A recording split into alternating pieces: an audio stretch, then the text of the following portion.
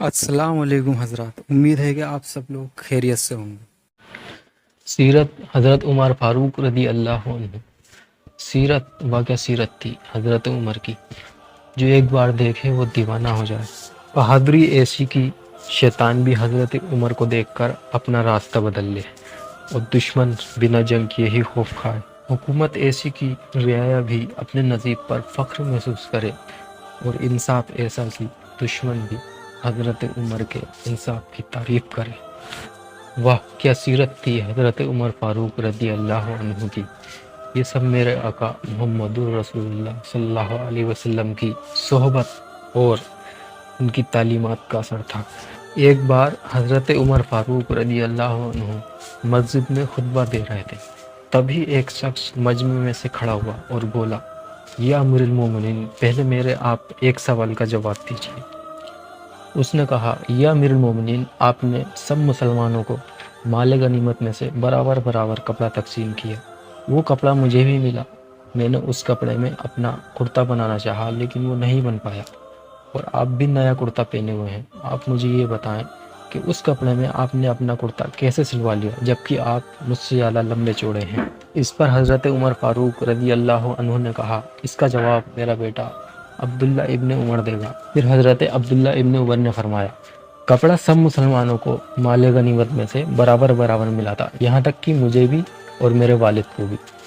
اس کپڑے میں نہ تو میرا کرتا ہو رہا تھا نہ میرے والد کا، تو میں نے اپنے حصے کا بھی کپڑا اپنے والد کو دے دیا۔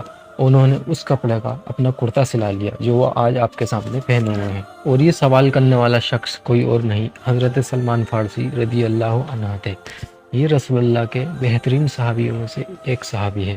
ان کا ذکر کئی حدیثوں میں ملتا ہے۔ انہوں نے سمجھا کہ حضرت عمر فاروق رضی اللہ عنہ نے ہمارے ساتھ کسی طرح کا فرق کیا ہے۔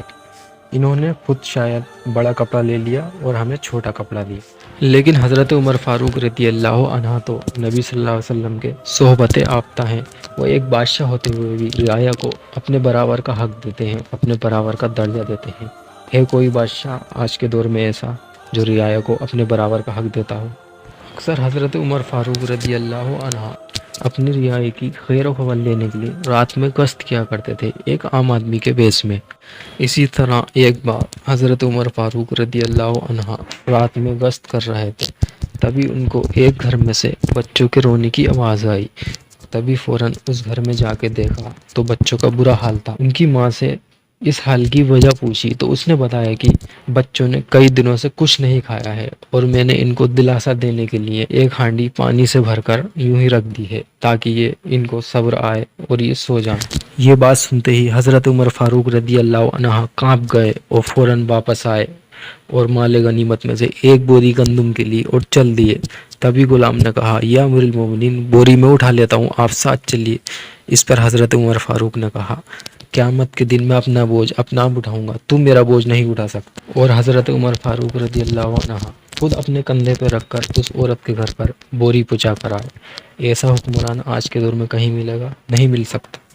اور انہی کی دور حکومت میں اسلام نے سب سے زیادہ ترقی کی، اسلام سب سے زیادہ اونچائیوں پر پہنچا۔ ان کی حکومت 22 لاکھ میل مربع تک پھیل چکی تھی اور مسلمانوں کے پاس آج بے شمار دولت تھی۔ لیکن اتنا سب کچھ ہوتے ہوئے بھی حضرت عمر فاروق رضی اللہ عنہ بہت ہی سادی سی زندگی بتایا کرتے تھے، اور یہ سب دیکھ کر رویا کرتے تھے، کیونکہ انہیں اللہ کے نبی صلی اللہ علیہ وسلم کی وہ بات یاد آتی تھی جب اللہ کے نبی صلی اللہ علیہ وسلم نے فرمایا تھا کہ تم پر دنیا کے خزانے کھول دیے جائیں گے، اور ہر امت کا ایک فتنہ ہے اور میری امت کا فتنہ مال ہے۔ مجھے اس بات کا ڈر نہیں کہ تم شرک میں مبتلا ہو جاؤ، لیکن ڈر اس بات کا ہے کہیں تم دنیا کے مال میں نہ پھنس جاؤ۔ قرآن اور حدیث سے متعلق ویڈیو دیکھنے کے لیے چینل کو سبسکرائب کریں۔